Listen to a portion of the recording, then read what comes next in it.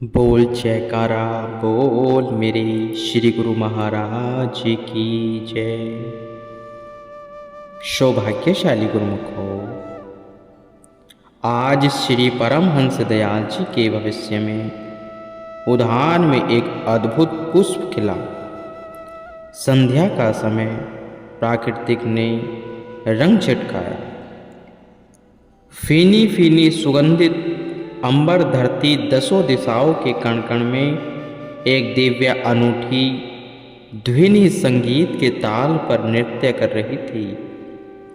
एक अद्भुत तेज परम उल्लास अंतर्मन में हल्की हल्की पवन के सुगंधित झोंके मानो जीवन को जीवनदायिनी भक्ति अनुपायनी के अम्य रस से भर रहे थे। आकाश में इंद्रधनुष ने 7 रंग से इंद्रधनुष का रूप ले दर्शाया कि आ गए हैं रूहानी शहंशाह। अवतरित हुए हैं युग सम्राट बादशाह। अंतर्मन के आकाश पर उदित होगा यही 7 रंग का इंद्रधनुष। भक्ति देवी नमन कर भाग्य सराहने लगी। भास्कर छिप छिप कर श्री दर्शन पाने में सकुचा रहा था। चांद सितारे सज धज कर श्री आरती उतारने का सौभाग्य पाने आ गए। नव उल्लास भर दिया प्रेमी दिलों में। दिव्य प्रकाश दिलकश कुदरत के नजारों ने किया धरती पर वास। अरसों से फर्श पर आए हैं संत रूप में स्वयं भगवान। यही हो रहा था एहसास। अक्षुक्षण आत्म ज्योति को जगाए रखने के लिए दिव्य विभूति श्री श्री 108 श्री स्वामी दर्शन पूर्ण आनंद जी महाराज जी का अवतरण हुआ। आप 20 सितंबर सन 1926 तद अनुसार आश्विन शुक्ल पक्ष त्रयोदशी संवत 1983 सोमवार के दिन संध्या समय ग्राम रायपुर कला तहसील अजनाला जिला अमृतसर पंजाब में अवतरित हुए। पूज्य श्री अर्जुन दास जी को आपके पिता तथा पूज्य ज्ञान देवी जी को आपकी माता कहलाने का सौभाग्य प्राप्त हुआ। आपके शुभ भाल पर श्री चरण कमलों वह कर कमलों से विलक्षण रेखाओं का समन्वय अवतार होने का साक्षात प्रमाण है। जन्म से पूर्व रात्रि में भगवान ने माता जी को चतुर्भुज रूप में दर्शा दिए। आपने जन्म के समय अलौकिक आभा का दर्शन माता जी को करवा दिया। आपके जन्म लेते ही माता जी के हृदय में दिव्य सुख एवं आनंद की लहर लहराई। उसने देखा कि बालक के मुखमंडल पर सूर्य के किरणों का गोलाकार और सुंदर छवि की मोहिनी वर्णातीत है। जरा सा अपना सिर ऊंचा कर देखने लगी। वास्तव में यह परम सत्य है। क्या देखा कि सिर की ओर सफेद लंबा चोला पहने सफेद दुपट्टे से शीश ढके मुस्कुराते हुए आशीष दे रहे हैं, मानो कोई पैगंबर हो। माता ने 10 मिनट तक इस दिव्य तेज के दर्शन किए। पुनः आपकी ओर निहारा तो आपके मस्तक पर भी चंद्रमा की ज्योति को चमकते हुए पाया। जब वह स्वरूप आंखों से ओझल हुआ तो उसने आपके मस्तक पर हाथ फेरते हुए पास बैठी वृद्धा से कहा, नानी यहाँ क्या हुआ था? मैंने उस समय ऐसी आवाज सुनी जैसे आसमान से पार नृत्यगान हो रहा हो। देवलोक से देवता फूल बरसा रहे हों। बांसुरी की मधुर तान के साथ कई ताल बज रहे हों। उन फकीर का तेज में वर्णन नहीं कर सकती।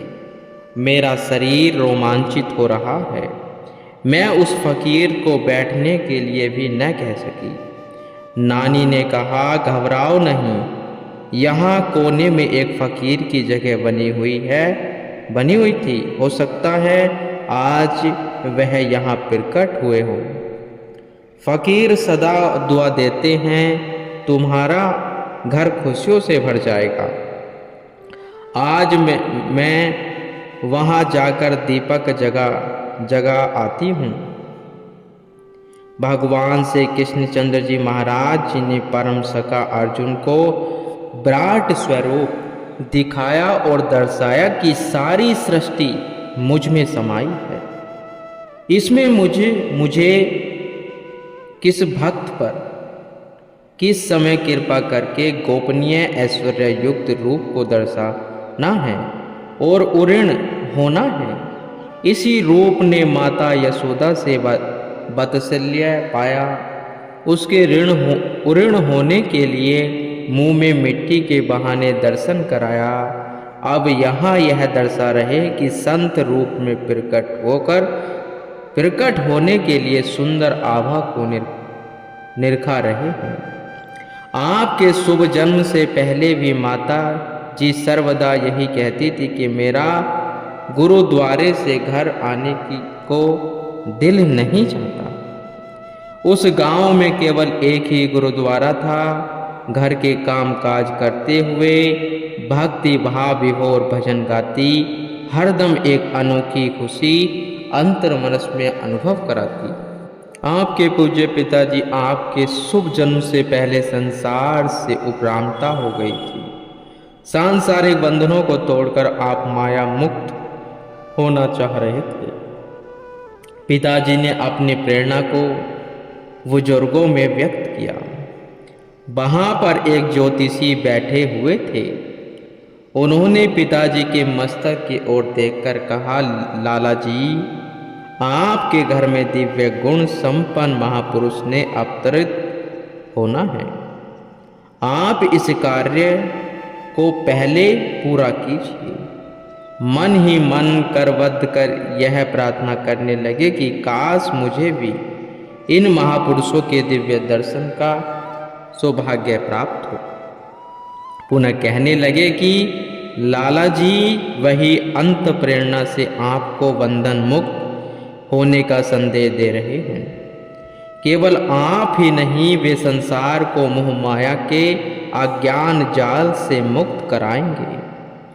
सांसारिक लोकोक्तियां और पुराणों के अनुसार यह सुना जाता है कि विधाता षष्ठी के दिन कर्म लिखाती है और कुल गुरु नामकरण करते हुए जन्म कुंडली बनाकर लक्षण बताते हैं। महापुरुष स्वयं ब्राह्मण के नायक और भाग्य विधाता होते हैं। विधाता उनके लेख क्या लिखे, वे स्वयं भी श्री दर्शन एवं श्री चरणों का स्पर्श करने हेतु अपना सौभाग्य मनाने आते हैं। पिताजी ने भी नामकरण वह जन्म कुंडली के लिए कुल गुरु से विनय की। इस समय में वे कभी आंखें मूंदते और कभी खोलते। तेजस्वी प्रतिभावान अधरों पर मुस्कान मन हर चितवन को निहारते हुए उन्होंने पत्रिका पोथी के पन्ने पलटे। भाव विभोर उनके मुंह से साधु राम शब्द उच्च। लाला जी, इस जन्म कुंडली के लगन वह ग्रह अगोचर के भेद हम नहीं बता सकते, ये बुद्धि से परे है। इस शिशु के मस्तक का तेज और चरणों की रेखाएं इतनी किरणें बिखेर रही हैं कि इतना ही कह सकते हैं कि यह महान प्रतापी परोपकारी एवं सर्वगुण संपन्न अवतारी होगा। इतना महान संत, परम संत, जो सर्व सृष्टि को अज्ञान और माया से छुड़ाकर ज्ञान का प्रकाश फैलाएगा। अब मैं इसके आगे और कुछ समझाने में असमर्थ हूँ। उसी समय आपकी पूज्य माता जी एवं पिताजी सोचने लगे कि हो सकता है यह वाणी सत्य हो। कभी कभी चमत्कार देखकर पूर्ण विश्वास हो जाता है, कहीं यह नाम सत्य न हो जाए। अतः उन्होंने आपका नाम बदलकर राम प्रकाश रखा। यही नाम अन्य संबंधियों में प्रचलित हुआ। आपके जन्म के कुछ समय उपरांत पिताजी को संसार से उपरामता हो गई। वे हरिद्वार में एकांत वातावरण में रहने लगे, अधिकांश समय वही व्यतीत करते। यहाँ उन्होंने साधु वेश भी धारण कर लिया। जब कभी घर आते तो एक कमरे में बड़े सुपुत्र अमरनाथ जी आटा, घी, चावल आदि भर देते। पिताजी अपनी मस्ती में फकीरों, साधु संतों में बांटते रहते, मौन रहते और मौज बस कहते साधु ही साधु। आपकी बाल लीलाओं का सौभाग्य रायपुर कला गांव की धरती को मिला। मिट्टी के घर, मिट्टी की सड़कें और पास में कलकल करती हुई रावी का किनारा मिट्टी से बना हुआ। आपने दर्शाया कि संत महापुरुष धरती की पुकार को सुनते हैं। महापुरुषों के चरण स्पर्श से मिट्टी भी सोना बन जाती है। वह अपने भाग्य सराहती है कि भूभार हटाने आए हैं समय के महापुरुष। आपकी माता जी साधु सेवी और सत्संग में रुचि रखने वाली थी। वहाँ ग्राम के गुरुद्वार में आपको साथ ले जाती।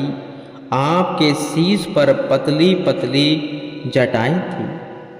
आप माता की गोदी में से उतरकर बार बार अपना सिर धरती पर रखते, माथा टेकते, किलकैरी मारकर हंसते। जब आप मुख नीचे कर ऊपर उठाते तो अनायास ही वहाँ बैठे भक्त हृदयों के ध्यान आपकी ओर आकर्षित हो जाता। उस समय ऐसा लगता मानो बादलों की ओट से सूर्य ने अपनी रश्मियों को भूतल पर डालकर उसे प्रकाशमान बना दिया। जब कभी माता जी श्री को गुरुद्वारे में जाने में देर हो जाती तो आप अत्यधिक मचलना शुरू कर देते। शीघ्र ही सब काम छोड़कर स्वयं माता जी या आपकी बड़ी बहन शीला जी को आपको उठाकर गुरुद्वारे चली जाती। पिछले जन्मों की तत्वचार्य के अनुरूप ही बाल रूप की लीलाएं निखरने का आनंद मिलता। गांव के कई स्त्रियां एवं बुजुर्ग आपके घर में आकर कहते, बीवी आप धन्य हैं, आपके घर कोई भगवान का रूप ही आया है। हमारा दिल इसे मिले बिना अधीर रहता है। इसे देखकर लगता है मानो जीवन की निधि मिल गई है। कई सुदृढ़ सुहृद संबंधी आकर कहते कि न जाने क्यों बार बार आपके घर आने को मन चाहता है। कौन सी अनोखी लाल ने आपके घर जन्म लिया है। घर में पांव रखते ही दिल हर्ष से भर जाता।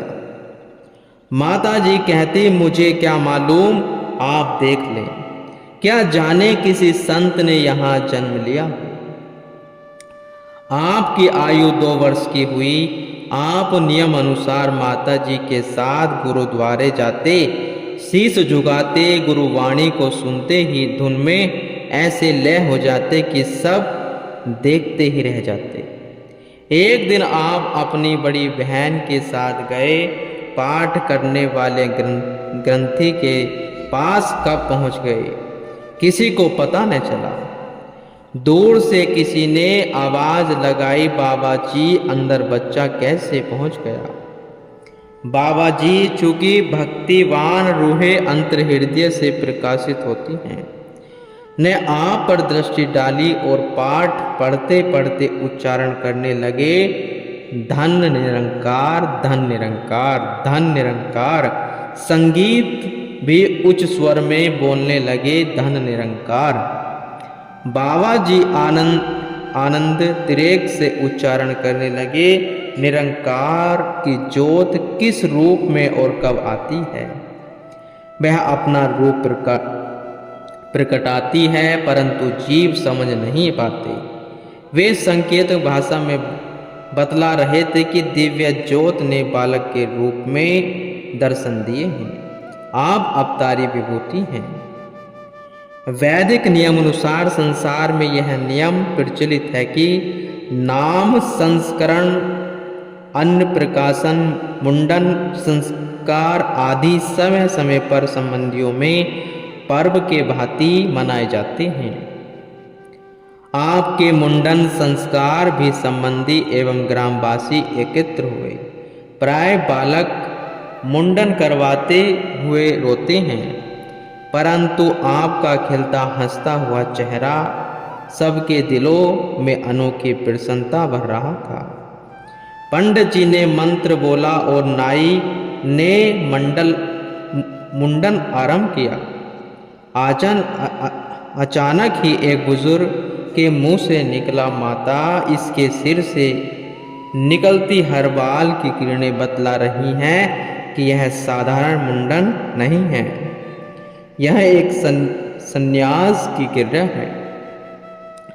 भाव यही है कि स्वयं अभी से संन्यास ले रहे हैं और भावी समय हजारों सन्यासी बनाएंगे, अर्थात आप काल माया के बंधनों से छुड़ाकर सत्य का पथ दर्शाएंगे। उस समय किसी ने इस पर अधिक ध्यान न दिया। कौन जाने कि बुजुर्ग के शब्द भविष्यवाणी थे और उसके अंतर हृदय में भगवान प्रकट होकर स्वयं संदेश सुना रहे थे। योग माया के वशीभूत हो सबने सुना, अनसुना कर दिया और आमोद प्रमोद किया। यह भविष्यवाणी आज सब पर प्रकट है। विलक्षणत महापुरुष अपनी पग पग पर दर्शाते हैं, खोलते हैं राज हकीकत के, कोई समझ नहीं उन्हें पाते हैं। हर खेल ही उनकी लीला है, हर खेल में रहस्य छिपा है। वे बाल सुलभ लीलाओं में पैगाम अमर देते हैं सुना। इनके ही नूरानी जलवे से भरा नूर, जहाँ की हर रंग में चमत्कार, सभी कुदरत के हुए रोशन इनके ही संग में। सुख आनंद खुशियों के सागर अमृत का मह बरसाते हैं। होते हैं धन्य वही जग में जो पावन दर्शन पाते हैं। यदि बाहरी दृष्टि से देखा जाए तो साधारणतः अबोध बालक की क्रीड़ाएं कीड़ा बनकर रह जाती हैं। असाधारण अर्थात देवी शक्ति संपन्न बालक खेल खेल में ही जीवन के लक्ष्य का रहस्य बतलाते हैं। अभी आपकी अवस्था 4-5 वर्ष की हुई थी कि गांव की बुजुर्ग स्त्रियां उस समय सूत काटती थी। संध्या समय आप उनके पास जाकर कहते, इन्हें कच्चा तंधा टूट जाना, यह समय सूत काटने का नहीं, भजन सुमरण करो, गुरुद्वारे चलो, जो आपका अपना काम है वही करो। वे आपकी मुस्कुराती मनमोहिनी छवि को देखती रह जाती और आप गुरुद्वारे की ओर चल देते। आप बचपन से ही सौम्य प्रवृत्ति एवं साधारण प्रकृति की आभा लिए हुए थे। उस समय कौन जानता था कि आप अमर सत्यता की ज्योति का विराट स्वरूप बनेंगे। अवतार स्वयं चमत्कार दिखाते नहीं, अपितु स्वयं को छिपाते हैं। जैसे कि कृष्ण रूप भगवान हर खेल के चमत्कार पर माया का पर्दा डाल सबको भ्रमित कर देते थे। आपने लौकिक मर्यादाओं का पालन करने के लिए पाठशाला में शिक्षा प्राप्त की। ज्ञान के सागर होते हुए भी संसार के नियम धर्मों को मुख्यता प्रदान की।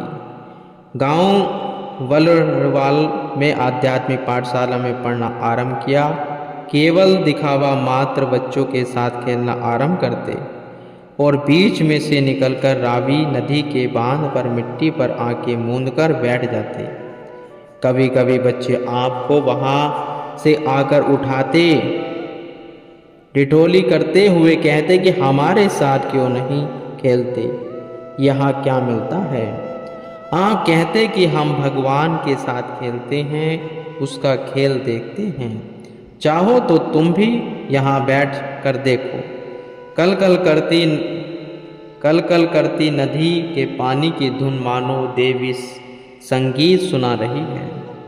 ऐसा सुनकर वे बच्चे कभी कभी वहाँ बैठ जाते और सचमुच ही प्यारी धुन है कहते हुए उठ जाते और मायावश पुनः अपने खेल खेलने लग जाते। गुरुमुख।